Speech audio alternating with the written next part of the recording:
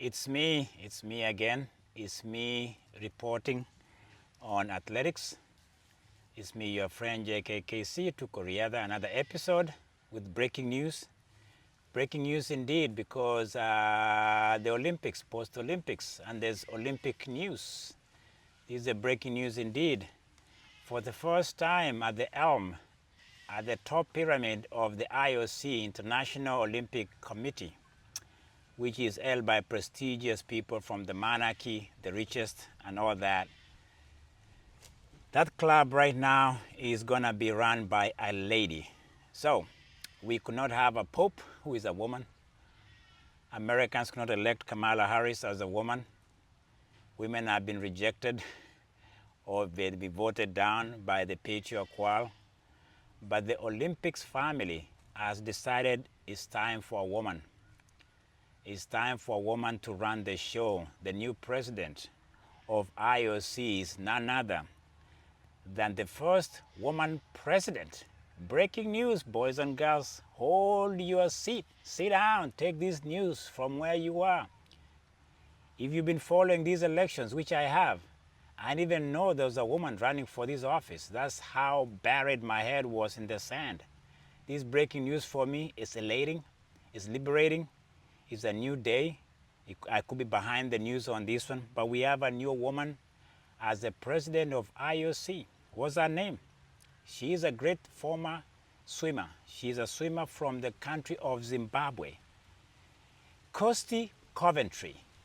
Put that in your calendar, circle it, keep it where you can see it. Check the news. She's the new president of the IOC. I repeat, I'm not making this thing up. It hit me like a brick. It was a new wave, a new dawn for women. Let me tell you the struggle of women. You know the struggle of women. I've talked about at length how they've been marginalized, how they have been seen as though they don't belong. Former swimmer and Olympian from a country that you and I might not even be aware of, is former country of Rhodesia. Capital is Harare. Bulawayo, what is Malawi? I don't know. I'm just maybe too excited to express this breaking news. But yes, we have Coventry from Zimbabwe, the African nation. She's the new president of IOC. If you don't know what IOC stands for, then you missed out on the Olympics. Because at the Olympics, we still had Robert Bach, who was a German president of Olympics. Let me tell you something when it comes to things like this.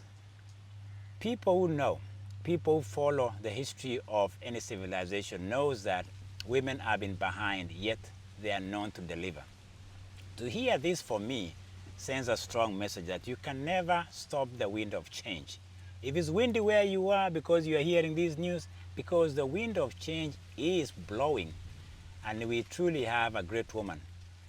I have to research more of who she is, what she stands for, but I think she stands for a new place for women. To hear that we've elected a woman who got 48 votes. Second place, I think, was Yuan Zamaraj, a son of former, I think Antonio Zamaraj, who was the Olympic president for almost 2 decades. That was the son who ran for this office. Third place was Sebastian Coe. I spoke about him at one point, whereby I disagreed with one of the things he stood for.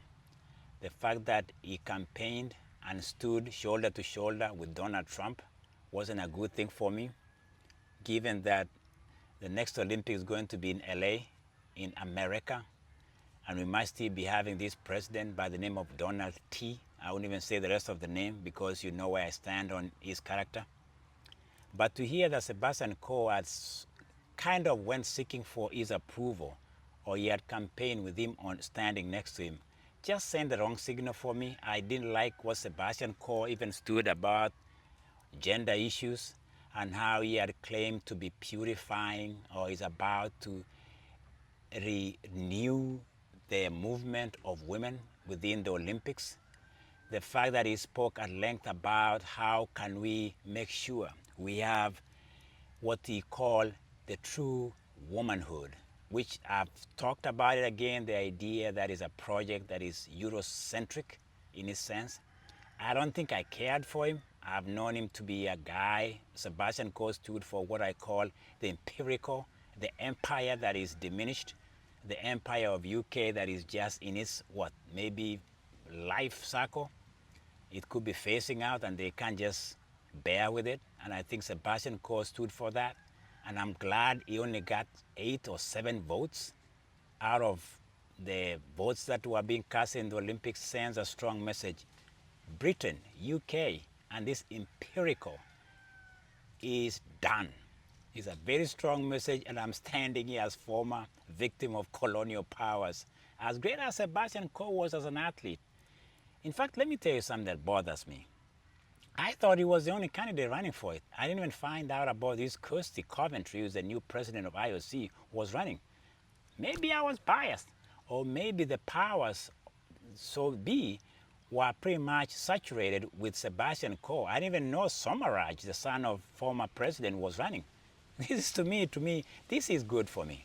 To be found wanting to in what I thought was just Sebastian Coe. He was in Kenya trying to get the votes from the country of Kenya as a deserving candidate to be the president.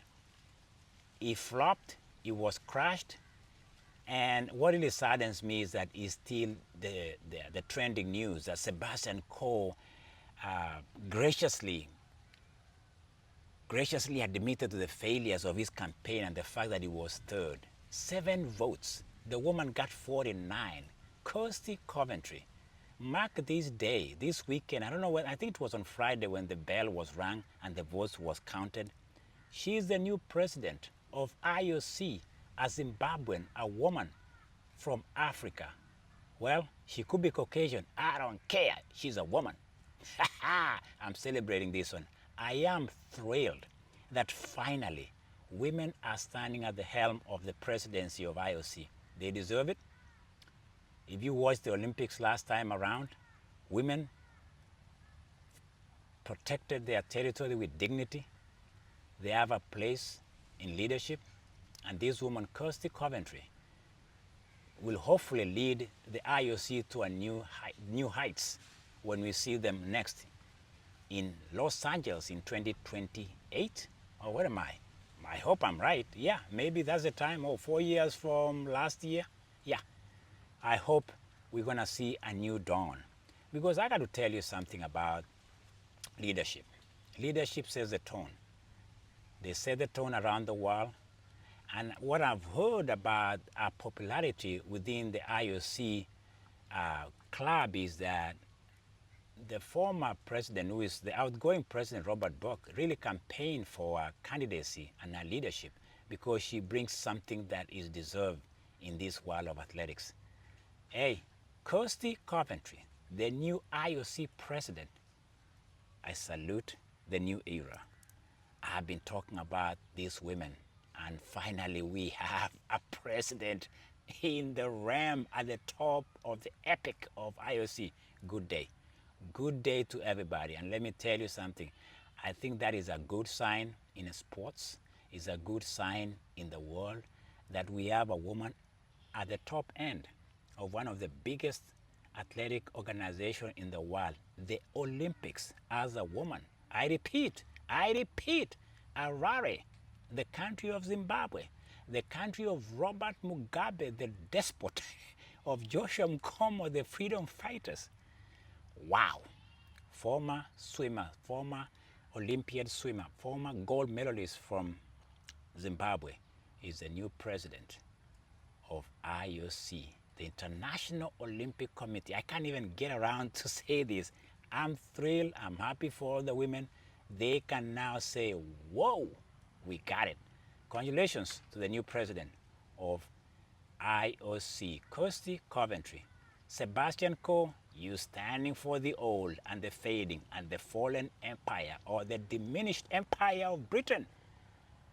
By the way, Zimbabwe was former colonial of British. I don't know why I get too excited when it comes to Britain falling apart. Sebastian Coe could be the last sign. The Queen is dead. That was me. I said it. I'm celebrating Kirsty Coventry, the new president of IOC. dance to that in this episode of To Koreada with JKKC saying, good day in the Olympic family.